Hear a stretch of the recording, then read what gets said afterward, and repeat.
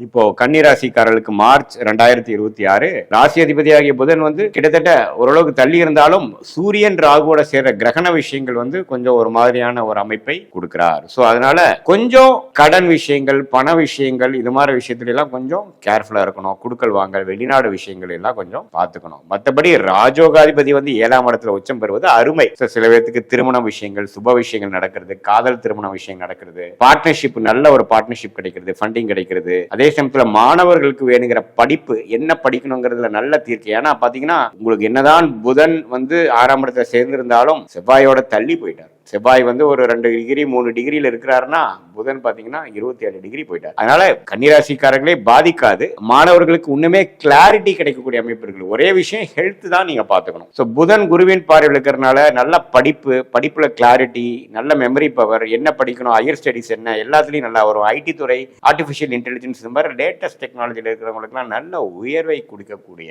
ஒரு அமைப்பு இருக்கு. ராஜோகாதிபதியாகிய சுக்கிரன் உச்சம் பெறுகிறார் மாதம் முதல்லயே.